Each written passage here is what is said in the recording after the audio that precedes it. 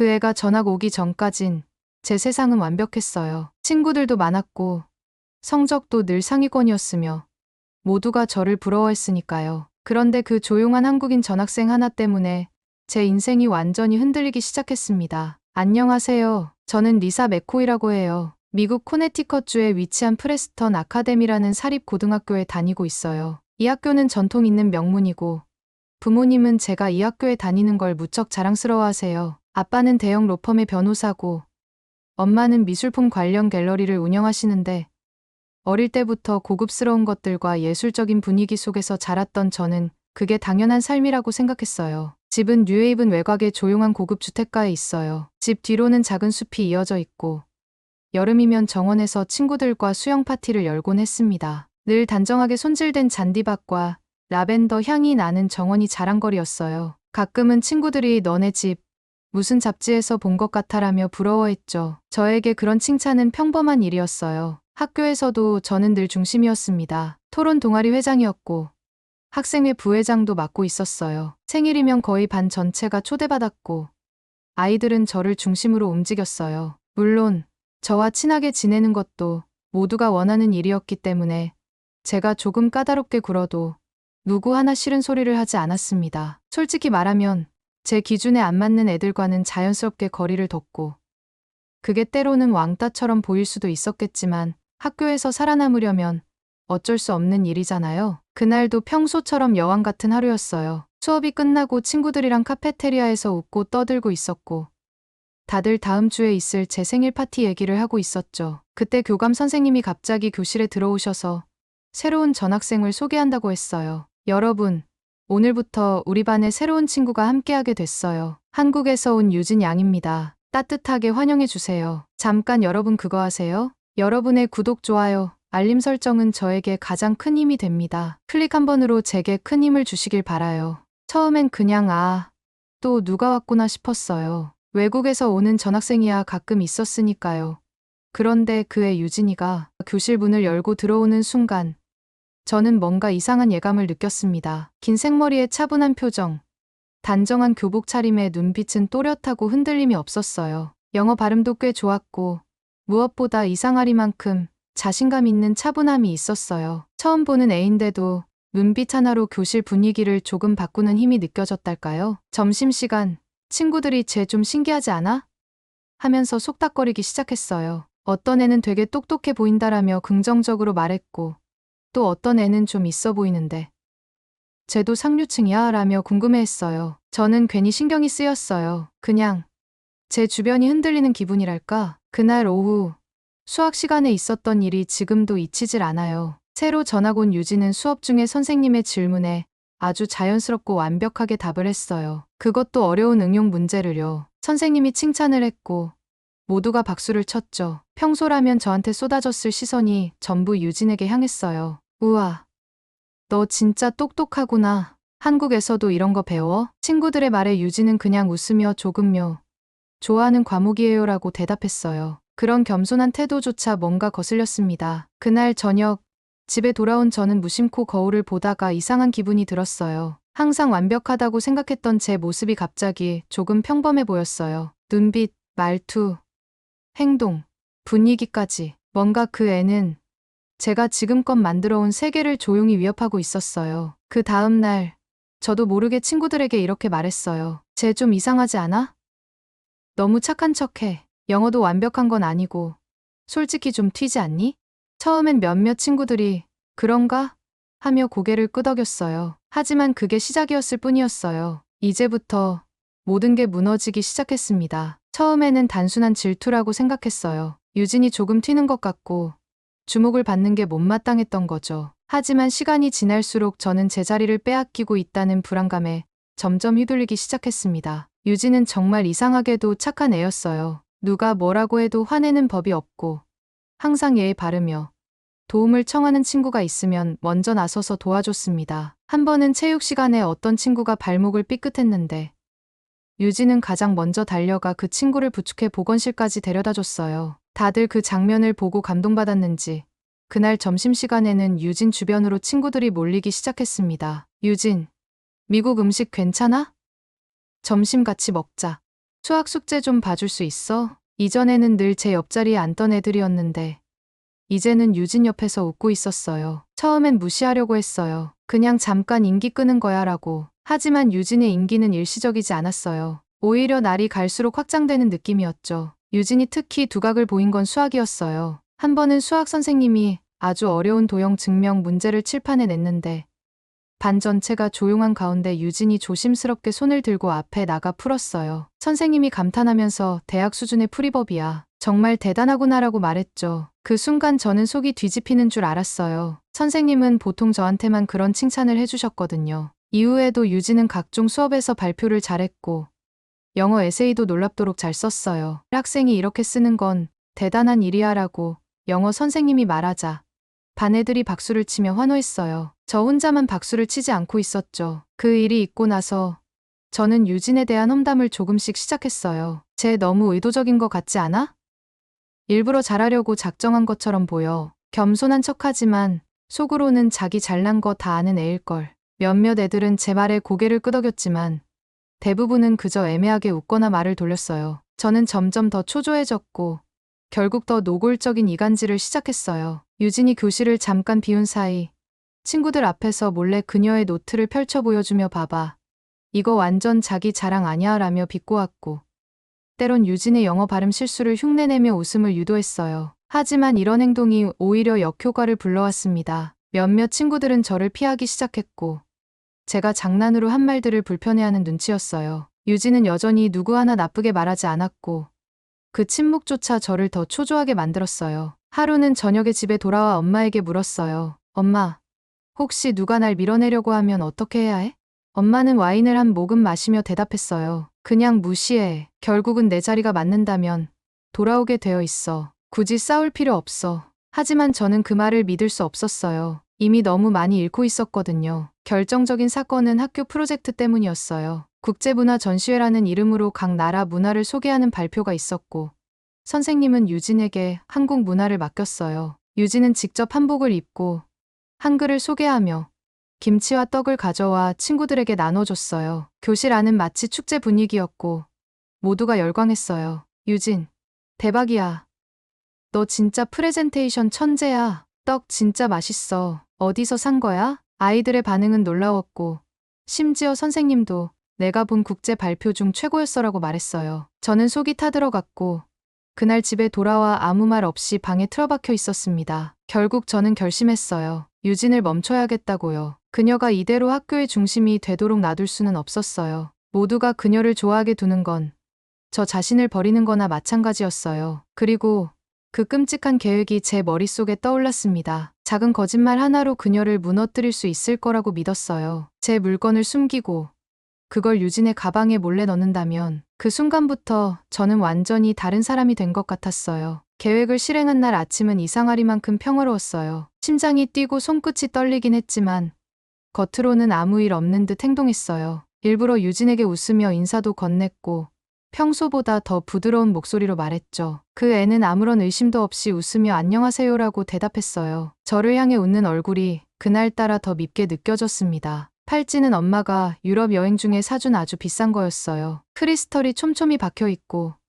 브랜드 마크가 작게 각인된 특별한 디자인이었죠. 학교에서 그런 팔찌를 차고 다니는 애는 저뿐이라 분실 사실이 알려지면 모두가 금세 저걸 알아볼 거였어요. 쉬는 시간 저는 조용히 유진의 가방을 들고 화장실로 갔어요. 복도 CCTV는 수업 시간이라 켜지지 않으니까요. 그리고 그곳에서 팔찌를 유진의 필통 밑에 조심스럽게 넣었어요. 손이 떨려서 2번이나 실수할 뻔했지만 심호흡을 하고 마무리했어요. 그리고 점심시간 모두가 모여있는 교실에서 조용히 손을 들고 말했어요. 선생님, 제 팔찌가 없어졌어요. 아침까지만 해도 분명히 찾는데 혹시 모르니까 우리 가방 한 번만 확인해 보면 안 될까요? 선생님은 살짝 난처해하면서도 중요한 물건이라면 확인해 봐야겠지요 라고 말씀하셨어요. 아이들은 당황한 듯 서로를 바라보았고 저는 가방을 한 명씩 열어보며 일부러 천천히 시간을 끌었어요. 그리고 마침내 유진의 차례가 되었고 가방을 열자 제가 넣었던 팔찌가 나왔어요. 그 순간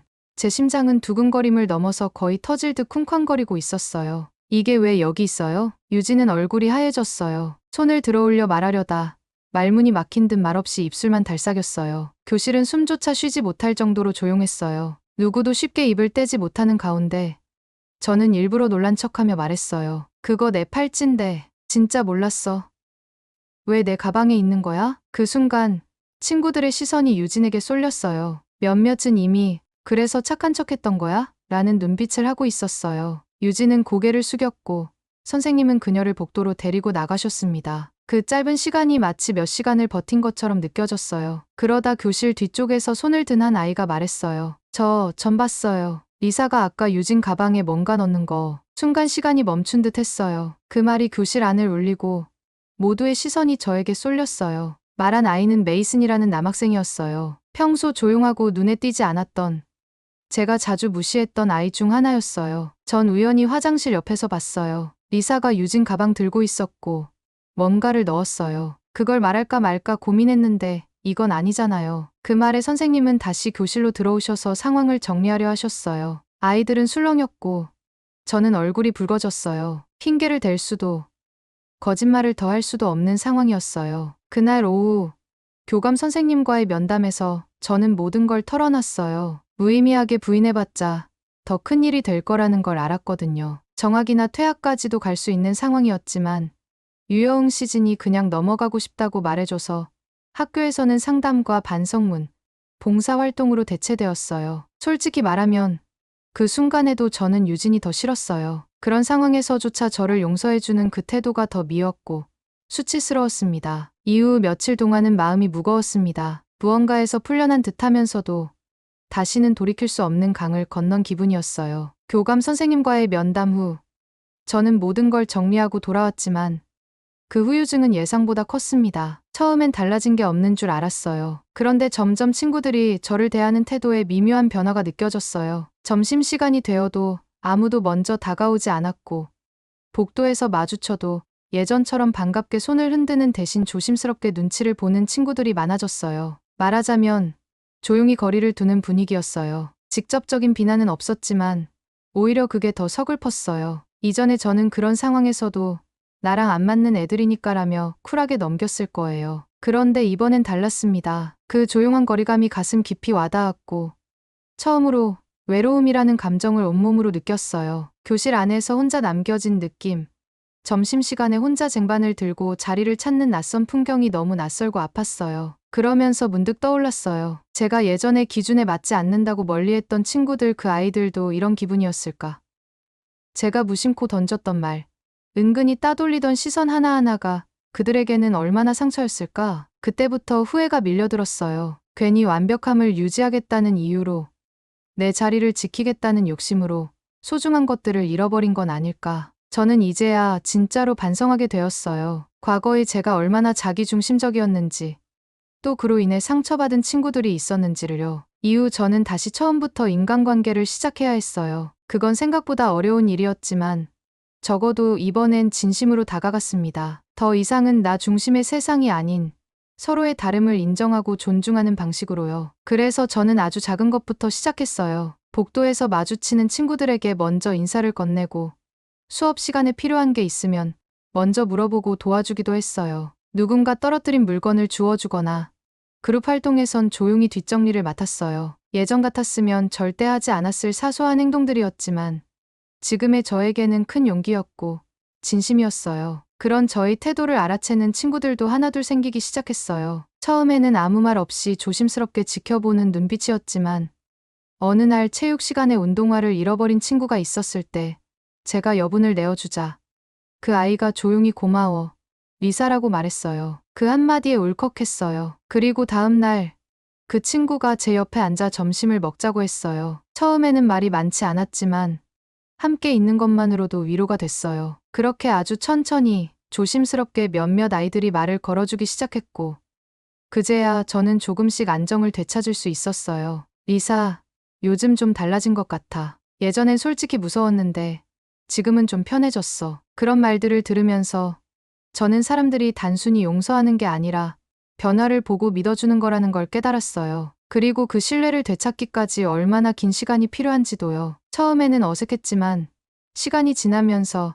아이들과의 관계가 조금씩 회복되기 시작했어요. 오히려 그 사건 이후로 저는 친구들과 진짜로 대화를 나누기 시작했고, 내면의 불안과 압박감에 대해 털어놓기도 했어요. 예전엔 절대 하지 않았을 대화들이었고, 그 안에서 저는 비로소 저 자신을 좀 더 이해하게 되었어요. 유진과도 마찬가지였어요. 처음엔 민망함과 죄책감에 어색하게 마주쳤지만, 시간이 지나며 조심스럽게 말문을 트기 시작했고, 서로가 어떤 사람인지를 천천히 알아가기 시작했어요. 경쟁심은 자연스럽게 사라졌고, 대신 서로 다른 방식으로 노력하는 동료로서의 신뢰가 생겼어요. 며칠 후, 수학 선생님이 저를 따로 부르셨어요. 리사, 너 요즘 수업 태도도 좋아졌고, 실력도 많이 안정됐어. 이번에 학교 대표로 나가는 수학 경시대회에 너와 유진, 둘 다 함께 나가보는 게 어떨까? 순간 놀랐지만, 이상하게도 거부감이 들지 않았어요. 오히려 유진과 함께라면 더 든든하겠다는 생각이 들었어요. 저는 고개를 끄덕였고, 유진 역시 조용히 웃으며 동의해줬어요. 그렇게 저희는 대회를 함께 준비하게 되었고, 방과 후 교실에 남아 문제를 풀며 다양한 전략을 짜기도 했어요. 유진은 여전히 침착하고 논리적이었고, 저는 직관적이고 빠른 판단력이 강점이었어요. 서로의 차이를 인정하며 보완해 나가는 과정은 생각보다 즐거웠어요. 함께하면서 유진이 얼마나 노력하는 사람인지, 또 제가 미처 보지 못했던 유진의 따뜻한 면모도 알게 되었어요. 대회 당일, 저희는 같은 교복을 입고 나란히 행사장에 들어섰어요. 사람들 앞에 나서는 게 아직도 조금은 떨렸지만, 유진이 옆에 있다는 사실이 든든하게 느껴졌어요. 문제지는 예상보다 훨씬 까다로웠고, 중간중간 헷갈리는 문제도 많았지만, 저희는 서로 조용히 눈빛을 주고받으며 하나씩 풀어 나갔습니다. 전에는 누군가보다 앞서야 한다는 생각에 조급해졌던 저였지만, 이상하게도 그날은 마음이 평온했어요. 경시대회가 끝나고 결과 발표 시간이 다가왔습니다. 이름이 하나씩 호명되었고, 드디어 1등 수상자가 발표되었어요. 1등은 프레스턴 아카데미의 한유진 학생입니다. 순간 행사장 안에서 박수 소리가 쏟아졌고, 저는 반사적으로 고개를 돌려 유진을 바라봤어요. 유진은 놀란 얼굴로 잠깐 멈칫하더니 천천히 단상으로 걸어갔고, 수상 트로피를 받아들고 나서 고개를 숙이며 인사했어요. 그리고 이어서 2등으로 제 이름이 불렸습니다. 2등은 같은 학교의 리사 맥코이 학생입니다. 그 순간 저는 어쩐지 울컥했어요. 기쁨이었고, 후련함이었고, 어쩌면 감사함이기도 했어요. 예전 같았으면 분명 유진을 향한 질투와 비교에 휩싸였을 텐데, 이번엔 전혀 달랐어요. 이상하게도 속이 후련했고, 유진의 1등을 진심으로 축하해주고 싶은 마음뿐이었어요. 단상 아래로 내려온 유진과 눈이 마주쳤을 때, 저는 먼저 손을 내밀었어요. 축하해, 유진. 진짜 멋졌어. 유진은 웃으면서 제 손을 꼭 잡아줬어요. 고마워, 미사. 내 덕분에 용기 냈어. 그 말에 가슴이 찌르르 했어요. 단순한 경쟁자가 아니라 서로에게 영향을 주며 함께 성장한 사이가 되었다는 걸 실감할 수 있었어요. 대회가 끝난 뒤, 저희는 함께 기숙사로 돌아오는 길에 이런저런 이야기를 나눴어요. 서로의 가족 이야기, 좋아하는 음악, 스트레스를 푸는 방법 같은 사소한 것들이었지만, 그런 대화 속에서 저는 점점 더 유진이라는 사람을 이해하게 되었고, 그 과정이 참 소중하게 느껴졌어요. 그날 밤, 방 안에 앉아 조용히 메모장을 펼쳐 하루를 정리하다가 문득 이런 문장을 적었어요. 지금 내 옆에 있는 사람과 나 자신을 미워하지 않는 것이 진짜 성장이다. 유진과의 대회는 제게 단순한 승부 이상의 경험이 되었어요. 더 이상 누가 이겼는지는 중요하지 않았어요. 저 자신이 얼마나 달라졌는지, 그리고 이제는 누군가를 질투하는 대신 응원할 수 있게 되었다는 사실이 더 기뻤어요. 아마 이 감정은 예전의 저라면 절대 이해하지 못했을 거예요. 하지만 지금은 달라요. 이제는 사람들과 함께 성장하는 게 얼마나 멋진 일인지 알게 되었으니까요. 그리고 그런 변화는 그날 유진이 제게 준 두 번째 기회 덕분이었어요. 그 후 학교 분위기는 정말 눈에 띄게 달라졌어요. 유진은 대회 1등 이후 학교 전체에 이름이 알려졌고, 학업뿐 아니라 성격까지 인정받으며 선생님들과 학생들 사이에서 더없이 좋은 이미지를 쌓아갔어요. 교내 게시판에는 유진의 수상 소식이 실렸고, 아침 조회 시간에도 교장 선생님이 직접 그녀를 칭찬하셨어요. 그 무렵부터 친구들 사이에서는 유진뿐만 아니라 한국이라는 나라 자체에 대한 관심이 급속도로 커지기 시작했어요. 물론 그전에도 K-팝이나 한국 드라마를 좋아하는 친구들은 있었지만, 유진을 통해 한국이 좀 더 친근하고 구체적인 나라로 다가온 거였죠. 쉬는 시간이나 점심시간이면 유진, 넷플릭스에서 본 그 드라마 진짜 한국에서 많이 봐. 오징어 게임이랑 실제 한국은 많이 달라. 같은 질문들이 쏟아졌어요. 그런 모습을 보면서 저도 뭔가 해보고 싶다는 생각이 들었어요. 그래서 유진과 함께 교내 문화행사 때 한국 전통문화 부스를 열자고 제안했어요. 유진은 처음에 조금 망설였지만 제가 직접 준비를 도와주겠다고 하자 기꺼이 함께 하기로 했죠. 행사 당일 저희는 부스에 한복을 걸고 한국 지도와 사진, 전통 놀이들에 대한 설명을 적은 판넬들을 세워두었어요. 그리고 무엇보다 친구들이 가장 기다리던 시간 한국 음식 시식회가 있었죠. 제가 집에서 직접 만든 떡볶이와 김밥, 유진이 준비한 약과와 인절미를 테이블에 내놓자마자 아이들이 몰려들었어요. 이거 진짜 맛있다. 좀 더 먹어도 돼? 이게 그 드라마에서 나온 떡볶이야? 약과.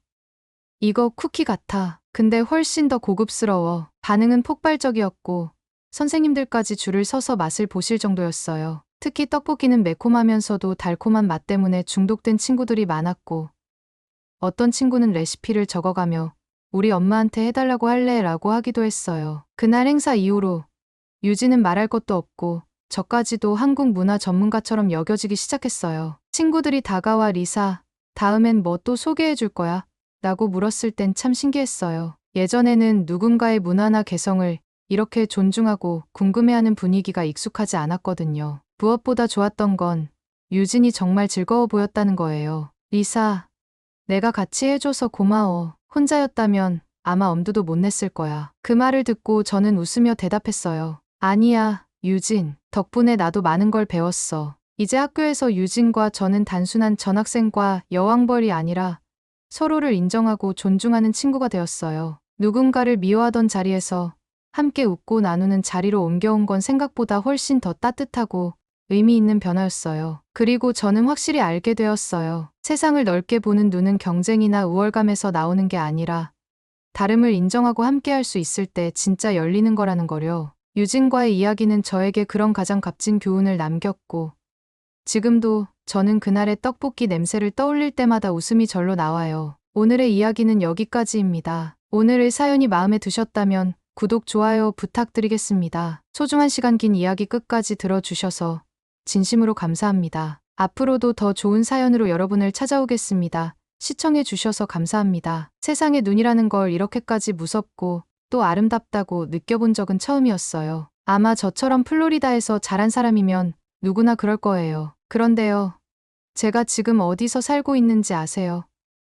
허리까지 쌓인 눈길을 헤치고 나무 장작을 쪼개며 연탄불에 고구마를 구워 먹는 강원도 산골 마을이에요. 네.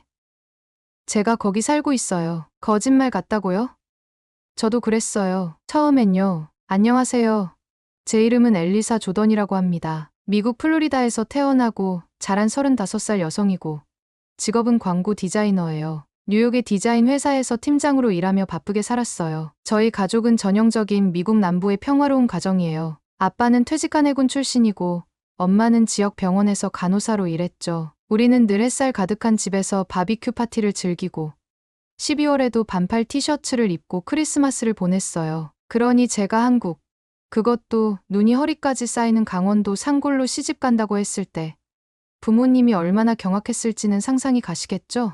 남편을 처음 만난 건 4년 전 뉴욕에서 열린 국제 디자인 컨퍼런스였어요. 그는 당시 한국에서 온 스타트업 대표였고 영어는 조금 어눌했지만 아이디어와 태도가 정말 인상적이었어요. 그가 발표한 미니멀리즘 한옥 디자인의 반의 발표가 끝난 뒤 일부러 말을 걸었죠. 그렇게 우리는 이메일을 주고받기 시작했고 몇 달 후엔 제가 한국을 방문하게 되었어요. 잠깐 여러분 그거 아세요? 여러분의 구독, 좋아요, 알림 설정은 저에게 가장 큰 힘이 됩니다. 클릭 한 번으로 제게 큰 힘을 주시길 바라요. 비행기 안에서부터 긴장이 됐지만 이상하게 가슴이 두근거리기도 했죠. 비행기 창밖으로 한반도가 보이기 시작했을 때 내가 지금 정말 이 남자를 보기 위해 지구 반대편까지 왔구나라는 생각에 스스로도 좀 웃겼어요. 낭만적이면서도 현실감 없는 느낌이랄까요? 인천공항에 도착했을 때 그는 활짝 웃으며 꽃다발을 들고 기다리고 있었어요. 솔직히 그 장면만으로도 이미 제 마음은 반쯤 기울었죠. 진짜 이 남자, 나 좋아하는 거구나 싶었어요. 그날부터 2주 동안 그는 저를 정말 정성스럽게 안내해줬어요. 서울의 북촌 한옥마을, 한강공원에서의 자전거 데이트, 부산 해운대의 밤바다, 그리고 제 인생에서 가장 황홀했던 경험 중 하나였던 제주도 우도 트레킹까지 모든 순간이 감동이었고 전혀 예상 못했던 한국의 모습들이 계속해서 펼쳐졌어요. 하지만 가장 인상 깊었던 장소는 서울 인사동이었어요. 그날은 눈이 살짝 흩날리던 겨울 초입이었고 우리는 한옥 카페에서 따뜻한 유자차를 마신 후 좁은 골목길을 따라 걸었죠. 전통한지 공예 가게, 고서점, 그리고 은은한 향이 나던 향초 가게까지 이국적이면서도 포근했어요. 그 골목 끝에 작고 오래된 도자기 공방 하나가 있었어요. 푸른색 타일 간판에 백토향이라고 쓰여 있었고 유리창 너머로 도예가 한 분이 손으로 도자기를 빚고 있는 모습이 보였죠. 저희는 자연스럽게 그 가게 안으로 들어갔어요. 남편은 도자기 하나하나를 조심스레 들여다보며 설명해주기 시작했어요. 이건 조선 백자예요. 이 단순한 곡선이 아름답다고 생각하지 않아요? 도자기 하나에 몇 주가 걸릴 수도 있어요. 불에 들어갔다 나오는 동안엔 이게 어떻게 나올지 아무도 몰라요. 그의 눈이 정말 반짝였어요. 마치 어린아이가 좋아하는 장난감을 설명하듯이요. 저는 그 순간 한 사람의 진심을 봤어요. 단순히 미적인 것을 넘어서 무언가를 소중하게 여기는 사람의 진심이요. 그리고 바로 그때 저는 속으로 이렇게 생각했어요. 아, 이 사람과라면 평생을 함께해도 재미있겠구나. 이 사람은 내가 모르는 세계를 많이 알고 있고 그걸 나에게 보여주고 싶어해. 그리고 그 세계가 참 따뜻해. 그날 저희는 도자기 찻잔 하나를 샀어요. 작은 회청색의 다완이었는데 그는 그걸 가리키며 말했어요. 이건 우리 집에 두자. 나중에 같이 이 찻잔으로 차 마시면 좋을 것 같아요. 이건 그냥 관광 일정 중 하나였던 걸 수도 있었지만 저에게는 인생의 전환점이었습니다. 도자기 가게를 나오는 순간 저는 이미 마음속으로 결정을 내렸던 것 같아요. 이 남자와 이 나라와 이 문화와 함께 살아도 괜찮겠다고요. 아니, 어쩌면 그렇게 살고 싶다고요. 그렇게 2년 반 정도의 장거리 연애 끝에 그는 저에게 프러포즈를 했습니다. 뉴욕 센트럴파크에서 벚꽃이 흐드러지던 어느 날이었어요. 그런데 문제는 바로 그 다음이었죠. 제가 한국으로 이사 갈 거야. 그 사람은 강원도에 살고 있대. 라고 말했을 때 우리 부모님의 얼굴은 한순간에 얼어붙었어요. 엘리사, 농담하지 마. 너 그런 데서 살 수 있을 리 없잖니? 너 겨울에 영하 20도 되는 거 알아?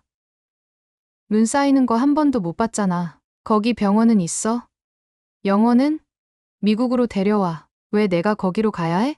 당연히 부모님의 반대는 거셌어요. 아빠는 전직 군인답게 조용히 하지만 단호하게 반대했고 엄마는 우는 척하면서도 은근히 협박조로 말했어요. 나는 너 보러 자주 못 갈 거야. 그럼 손주도 못 보겠지. 그 뒤로도 몇 주간 우리 가족의 식탁은 말 그대로 설득 전쟁터였어요. 저녁만 되면 엄마는 일부러 제 어릴 적 사진첩을 꺼내놓고 이 아이가 겨울에 감기만 걸려도 이틀을 앓았는데 눈밭에서 어떻게 살아라고 말했고 아빠는 신문을 펼쳐 들고 한국과 관련된 부정적인 기사를 스크랩하듯 보여줬어요. 엘리사, 이거 봐. 북한 미사일 뉴스야. 혹시 전쟁이라도 나면 너는 어디로 도망칠 건데? 처음엔 차분하게 설득했어요. 남편이 얼마나 책임감 있고 따뜻한 사람인지, 한국이 얼마나 안전하고 발전된 나라인지 하나하나 예시를 들며 설명했죠. 구글 스트리트뷰까지 켜놓고 시골 마을 주변에 병원이 있다는 걸 보여줬어요. 한국 드라마도 틀어주면서 요즘 시골도 예전 같지 않다고 말했어요. 하지만 부모님은 고개를 절레절레 흔들며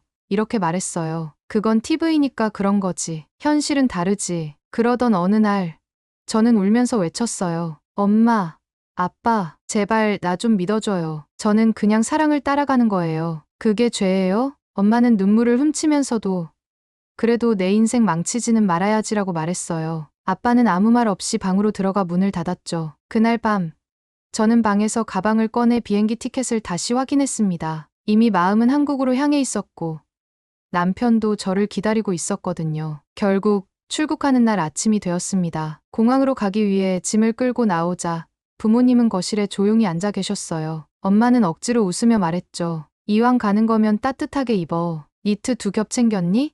그리고 아빠는 여전히 무뚝뚝한 얼굴로 제 여권을 살짝 들여다보더니 조용히 제 손에 작은 봉투 하나를 쥐어줬어요. 어려울 때 쓰라고 플로리다. 겨울은 잊어도 우리 딸이라는 건 잊지 마. 그 말에 저는 그 자리에서 울컥했어요. 결국 저는 끝내 부모님을 완전히 설득하지는 못했지만 그들도 제 선택을 막을 수 없다는 것만큼은 받아들인 거였어요. 그렇게 저는 눈 덮인 강원도로 떠났습니다. 마음 한쪽은 뿌듯했고 또 한쪽은 찢어질 듯 아팠어요. 그때까지만 해도 몰랐어요. 그 얼어붙은 마음들이 몇 달 후 진짜 눈처럼 서서히 녹아내릴 거라는 거려. 저도 흔들렸어요. 솔직히 불안했거든요. 하지만 마음은 이미 결정돼 있었어요. 저는 저를 아껴주고 나라는 존재 자체를 소중히 여겨주는 남편을 선택하기로 했습니다. 그래서 결국 저는 한국으로 왔어요. 그것도 강원도 정선이라는 지도를 펼쳐도 잘 안 보이는 깊은 산골 마을로요. 처음 이사 온 날을 아직도 잊을 수 없어요. 공항에서 남편과 함께 차를 타고 5시간 넘게 산길을 달렸죠. 점점 집들이 사라지고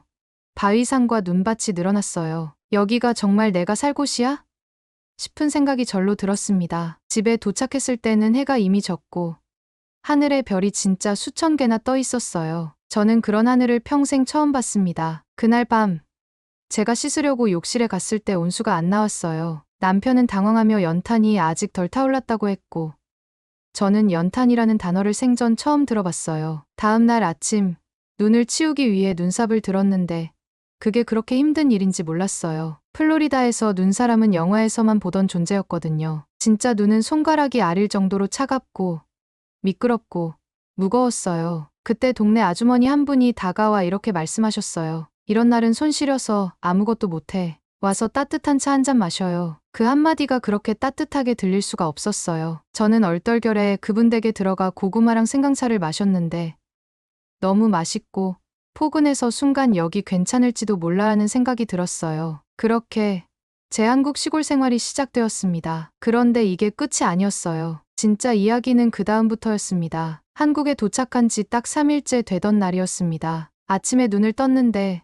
세상이 완전히 바뀌어 있었어요. 밤새 눈이 쌓였는지 창밖엔 끝없이 펼쳐진 흰색 풍경이 저를 맞이하고 있었거든요. 말 그대로 겨울왕국이 따로 없었습니다. 눈이라는 걸 영화에서만 보던 제가 하루아침에 그 눈 한가운데서 살아가고 있다는 게 믿기지 않았어요. 남편은 그런 저를 데리고 마을 산책을 나가자며 장화를 건넸습니다. 눈길은 미끄러우니까 꼭 조심해라고 말하면서요. 장화를 신는 것도 어색하고 눈길을 걷는 것도 익숙하지 않았지만 이상하게 웃음이 나왔어요. 발이 빠질 때마다 푹푹 소리가 나고 흩날리는 눈송이가 볼에 닿을 때마다 차가운 동시에 몽글몽글한 기분이 들었습니다. 눈을 만지고 웃는 제 모습에 남편은 이렇게 좋아할 줄은 몰랐네라며 흐뭇해했어요. 이곳 정선의 마을은 정말 작고 조용한 동네였습니다. 주변에 편의점은커녕 카페 하나 없고 이웃들은 대부분 서로를 이름 대신 영희 엄마, 철수 아버지처럼 부르고 있었어요. 그 속에서 저는 단번에 외국 며느리가 되었고요. 다행히도 사람들은 생각보다 훨씬 따뜻하고 친절했습니다. 말은 잘 안 통해도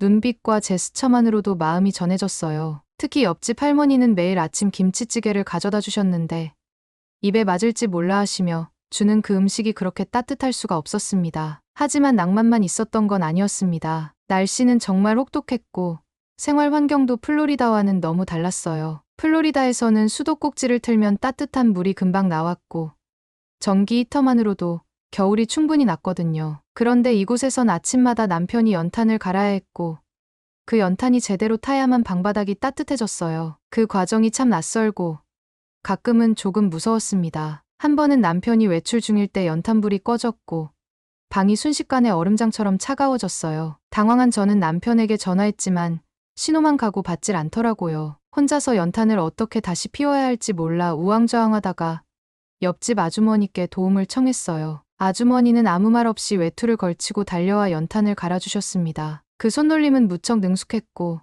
마치 가족을 챙기듯 따뜻했어요. 그리고 저를 보며 웃으며 이렇게 말했죠. 처음이니까 그럴 수 있지. 나도 서울서 시집 올 땐 하나도 몰랐어. 그 말을 듣는데 이상하게 눈물이 핑 돌았습니다. 저는 이곳에선 언제나 외부인이 될 줄 알았거든요. 그런데 그렇게 말해주는 사람이 있다는 게 뭔가 안심이 되었어요. 며칠 후 마을회관에서 황태덕장 일손 돕기 행사가 있다는 이야기를 들었어요. 남편은 한번 체험해보는 것도 좋을 거야 라며 저를 데리고 갔고 저는 그곳에서 이 마을 사람들의 진짜 얼굴을 보게 되었습니다. 황태는 겨울철에 얼고 녹기를 반복하면서 만드는 건데 그 과정이 생각보다 훨씬 힘들었어요. 무거운 명태를 하나하나 손으로 걸고 바람 맞으며 돌아다녀야 했거든요. 손가락이 꽁꽁 얼고 발끝이 저릴 정도였어요. 그런데도 모두들 웃으며 일하고 있었어요. 누군가는 김이 모락모락 나는 고구마를 돌리고 있었고 또 누군가는 황태를 치며 박자에 맞춰 노래를 부르고 있었어요. 날 보러 와요. 날 보러 와요. 그 목소리가 마치 어린 시절 엄마가 부르던 자장가처럼 들렸습니다. 그날 이후 저는 이 마을을 조금 다르게 보기 시작했어요. 처음엔 불편한 시골이라고만 생각했던 이곳이 어쩌면 제가 잃고 살았던 따뜻함과 느림이 살아있는 곳이 아닐까 싶었죠. 회사에서 하루에 수십 통의 메일에 답장하고 점심도 허겁지겁 먹으며 살던 제 삶에선 느껴보지 못했던 감정들이 여기에 있었어요. 또 하나 놀라웠던 건 언어가 달라도 통하는 게 있다는 거였어요. 어르신들이 주름진 손으로 제 손을 꼭 잡아줄 때, 따뜻한 밥 한 그릇을 건넬 때, 그리고 한겨울에도 반찬을 나눠주며 이건 된장 조금 덜 넣었어. 미국 사람은 싱거운 걸 좋아한다며 라고 말할 때 그 순간순간이 쌓이며 제 마음속에 한국이라는 나라가 자리 잡기 시작했어요. 남편과의 관계도 더 깊어졌습니다. 그는 매일 저에게 한국어 단어 하나씩 가르쳐줬어요. 처음 배운 단어는 고맙습니다였고 그 다음은 정이었어요. 저는 정이라는 단어가 마음에 들었어요. 단순히 친절을 넘어서 무언가 더 깊고 따뜻한 감정이 느껴졌거든요. 그런 단어가 있다는 게 신기했습니다. 언제부턴가 저는 매일 아침 창밖에 눈을 보며 하루를 시작하게 되었어요. 처음엔 너무 낯설고 무서웠던 그 눈이 이제는 마치 포근한 이불처럼 느껴졌습니다. 이 눈이 이곳을 덮어주는 만큼 저도 이 마을의 품 안에 조금씩 스며들고 있었던 것 같아요. 그렇게 강원도의 겨울은 제 삶의 리듬을 천천히 그러나 분명히 바꿔놓고 있었습니다. 한국에 도착한 지 딱 3일째 되던 날이었습니다. 아침에 눈을 떴는데 세상이 완전히 바뀌어 있었어요. 밤새 눈이 쌓였는지 창밖엔 끝없이 펼쳐진 흰색 풍경이 저를 맞이하고 있었거든요. 말 그대로 겨울왕국이 따로 없었습니다. 눈이라는 걸 영화에서만 보던 제가 하루아침에 그 눈 한가운데서 살아가고 있다는 게 믿기지 않았어요. 남편은 그런 저를 데리고 마을 산책을 나가자며 장화를 건넸습니다. 눈길은 미끄러우니까 꼭 조심해라고 말하면서요. 장화를 신는 것도 어색하고 눈길을 걷는 것도 익숙하지 않았지만 이상하게 웃음이 나왔어요. 발이 빠질 때마다 푹푹 소리가 나고 흩날리는 눈송이가 볼에 닿을 때마다 차가운 동시에 몽글몽글한 기분이 들었습니다. 눈을 만지고 웃는 제 모습에 남편은 이렇게 좋아할 줄은 몰랐네라며 흐뭇해했어요. 이곳 정선의 마을은 정말 작고 조용한 동네였습니다. 주변에 편의점은커녕 카페 하나 없고 이웃들은 대부분 서로를 이름 대신 영희 엄마, 철수 아버지처럼 부르고 있었어요. 그 속에서 저는 단번에 외국 며느리가 되었고요. 다행히도 사람들은 생각보다 훨씬 따뜻하고 친절했습니다. 말은 잘 안 통해도 눈빛과 제스처만으로도 마음이 전해졌어요. 특히 옆집 할머니는 매일 아침 김치찌개를 가져다 주셨는데 입에 맞을지 몰라 하시며 주는 그 음식이 그렇게 따뜻할 수가 없었습니다. 하지만 낭만만 있었던 건 아니었습니다. 날씨는 정말 혹독했고 생활 환경도 플로리다와는 너무 달랐어요. 플로리다에서는 수도꼭지를 틀면 따뜻한 물이 금방 나왔고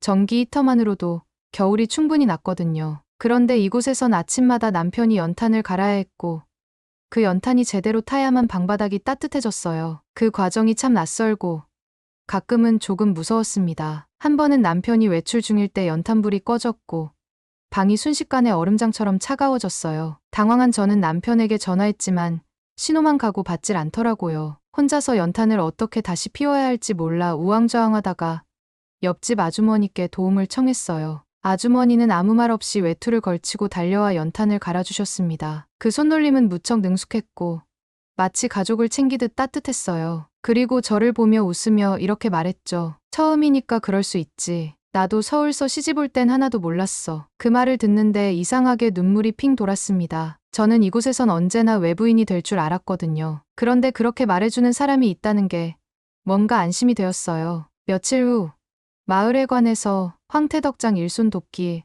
행사가 있다는 이야기를 들었어요. 남편은 한번 체험해보는 것도 좋을 거야 라며 저를 데리고 갔고 저는 그곳에서 이 마을 사람들의 진짜 얼굴을 보게 되었습니다. 황태는 겨울철에 얼고 녹기를 반복하면서 만드는 건데 그 과정이 생각보다 훨씬 힘들었어요. 무거운 명태를 하나하나 손으로 걸고 바람 맞으며 돌아다녀야 했거든요. 손가락이 꽁꽁 얼고 발끝이 저릴 정도였어요. 그런데도 모두들 웃으며 일하고 있었어요. 누군가는 김이 모락모락 나는 고구마를 돌리고 있었고 또 누군가는 황태를 치며 박자에 맞춰 노래를 부르고 있었어요. 날 보러 와요. 날 보러 와요.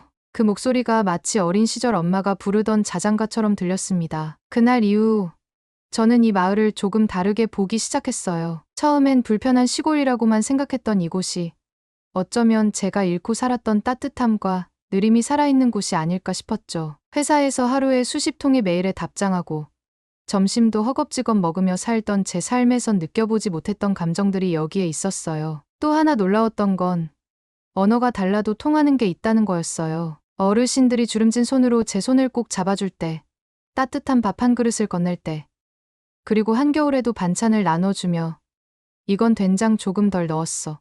미국 사람은 싱거운 걸 좋아한다며 라고 말할 때 그 순간순간이 쌓이며 제 마음속에 한국이라는 나라가 자리 잡기 시작했어요. 남편과의 관계도 더 깊어졌습니다. 그는 매일 저에게 한국어 단어 하나씩 가르쳐줬어요. 처음 배운 단어는 고맙습니다였고 그 다음은 정이었어요.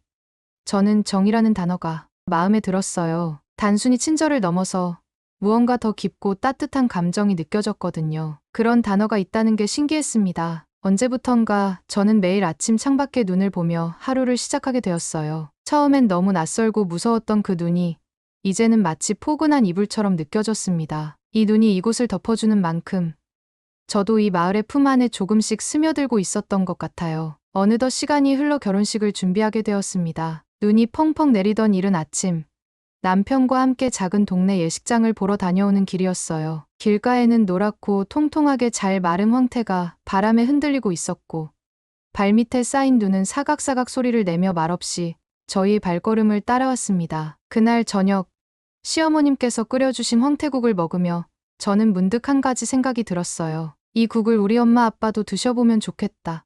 따뜻하고 정이 담긴 이 맛을 그들도 알게 된다면 황태국의 깊고 진한 맛은 몸도 마음도 데워주는 듯했어요. 그동안 한국 생활에 어느 정도 익숙해졌다고 생각했지만 막상 결혼이라는 새로운 국면에 들어서니 부모님 생각이 유난히 더 많이 났습니다. 결혼식 초대장을 만들고 웨딩 사진 촬영 날짜를 정하면서도 머릿속에는 계속 부모님의 얼굴이 아른거렸어요. 결국 전화를 걸었어요. 통화 버튼을 누르기 전 심호흡을 2번이나 했습니다. 그리고 밝은 목소리로 말했죠. 엄마, 아빠, 나 결혼 날짜 잡았어. 내년 2월 3일이야. 강원도에서 할 거야. 꼭 와줬으면 해. 전화기 너머의 침묵이 길었어요. 그리고 예상했던 대로 차가운 목소리가 이어졌습니다. 엘리사, 그게 무슨 말이니? 겨울에 그것도 한국 시골에서 결혼식을 한다는 게 말이 돼? 추운 데서 하객은 어쩌라고? 너 정말 우리가 가서 뭘 어쩌라는 거니?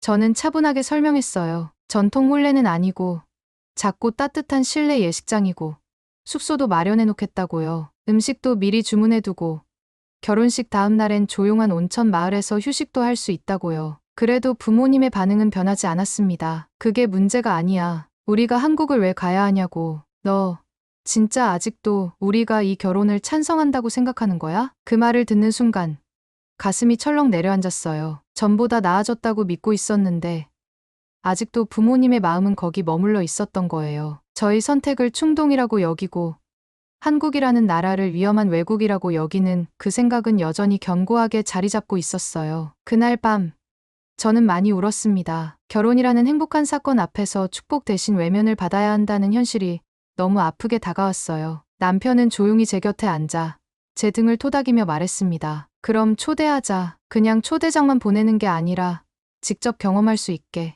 부모님이 여기 와서 너랑 나랑 이 마을에서 어떻게 살아가는지, 어떤 사람들과 어울리는지 보면 마음이 바뀔 수도 있잖아. 그 말이 가슴 깊이 파고들었어요. 진정한 허락이라는 건 말로 받는 게 아니라 마음으로 받아야 하는 거라는 걸 저도 알고 있었거든요. 그들을 이곳으로 초대해서 이 땅의 공기와 사람과 음식을 직접 보여주기로 결심했어요. 며칠 뒤 다시 전화를 걸었습니다. 그리고 조심스럽게 말했어요. 엄마, 아빠, 제가 결혼하는 걸 허락해달라고 강요하지 않을게요. 대신 한번 와보셨으면 해요. 제가 사는 곳을 직접 보고 제가 얼마나 행복한지 직접 느껴보셨으면 해요. 처음엔 말도 안 된다며 펄쩍 뛰던 엄마가 며칠 뒤엔 조용히 물어보셨어요. 거기 병원은 있니? 그리고 아빠는 큰 소리는 안 냈지만 여권을 새로 갱신하러 갔다는 얘기를 엄마를 통해 전해 들었습니다. 그렇게 부모님을 위한 여행이 준비되기 시작했어요. 결혼식을 위한 초대가 아니라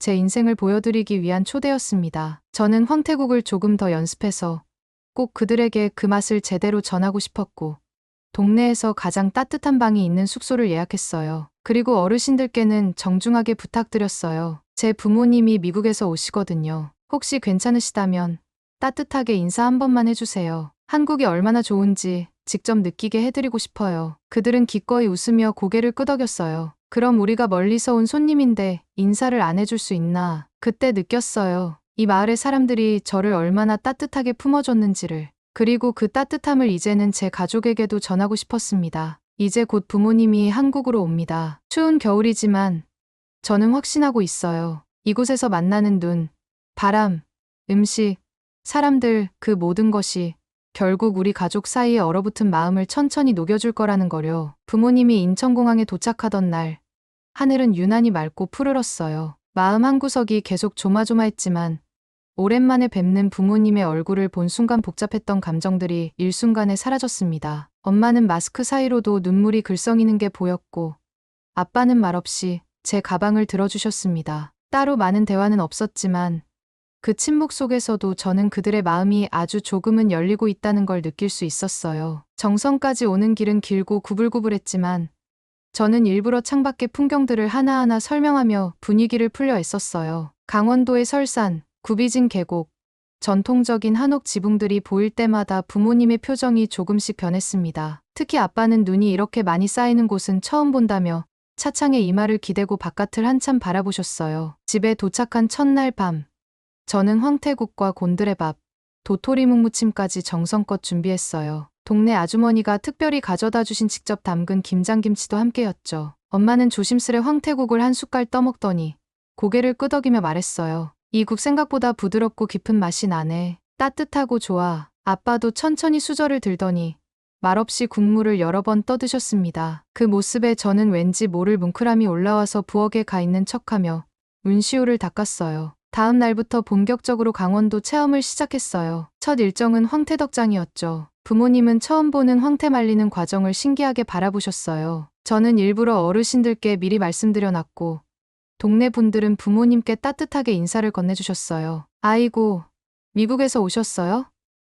우리 엘리사 진짜 열심히 살아요. 착하고 성실하고. 그 말에 엄마는 멋쩍게 웃으시며 고개를 끄덕였고, 아빠는 저희 딸이 괜찮은 사람들과 산다니 안심이 되네요라고 조용히 말씀하셨어요. 그 말 한마디에 제 가슴이 뭉클하게 저려왔습니다. 그 다음은 연탄갈이 체험이었어요. 아빠는 생전 처음 만져보는 연탄을 조심스럽게 들었다 놨다 하며 이거 참 정감 있네라고 했고, 엄마는 시어머님과 함께 된장찌개를 끓이면서 연신 이런저런 질문을 쏟아내셨어요. 이건 된장은 언제 담그는 거예요? 곤드레는 데치기만 하면 되는 건가요? 엄마는 요리법을 적어가며 제게 나중에 집에서도 해줘야겠다며 웃었어요. 그런 모습이 참 따뜻하고 편안해 보여서 저는 더 이상 눈치 보지 않고 그저 함께 있는 이 시간을 즐기기로 했습니다. 하이라이트는 장날이었어요. 시골 오일장에는 온갖 생선, 나물, 수공예품들이 가득했고, 엄마는 수세미와 손뜨개 목도리를 고르며 신기해하셨어요. 아빠는 막걸리 시음 코너에서 어르신들과 막걸리 한 잔 나누며 한국 사람들 정이 많네요라고 웃으셨어요. 그 장면을 보고 있자니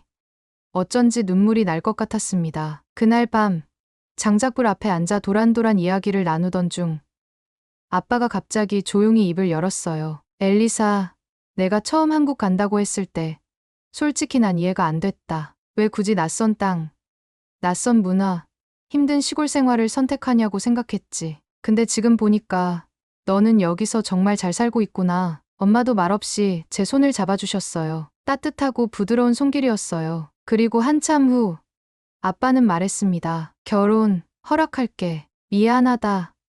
딸, 우리가 좀 늦었지. 그 순간 저는 더 이상 말을 할 수가 없었어요. 가슴이 꽉 막힌 것 같았고 뜨거운 눈물이 볼을 타고 흘렀습니다. 옆에서 남편도 조용히 눈시울을 붉히고 있었고 시어머님은 저를 꼭 안아주셨어요. 며칠 후 부모님은 한국에서의 일정을 마치고 돌아가셨습니다. 돌아가는 공항까지 가는 길에 아빠는 우리도 다음엔 친구들이랑 올게. 이곳 참 좋은 데더라며 웃으셨어요. 엄마는 황태국 레시피 꼭 이메일로 보내줘야 해라고 말하며 마지막까지 따뜻한 인사를 남기셨습니다. 이제 저는 강원도의 겨울이 두렵지 않아요. 이 눈밭이 더 이상 외롭지 않고 이곳이 제 삶의 중심이 되었음을 확신하고 있습니다. 그리고 그 중심에 사랑하는 가족 모두가 함께 있다는 것이 얼마나 큰 선물인지 그걸 깊이 느끼게 되었습니다. 오늘의 이야기는 여기까지입니다. 오늘의 사연이 마음에 드셨다면 구독, 좋아요 부탁드리겠습니다. 소중한 시간 긴 이야기 끝까지 들어주셔서 진심으로 감사합니다. 앞으로도 더 좋은 사연으로 여러분을 찾아오겠습니다. 시청해 주셔서 감사합니다.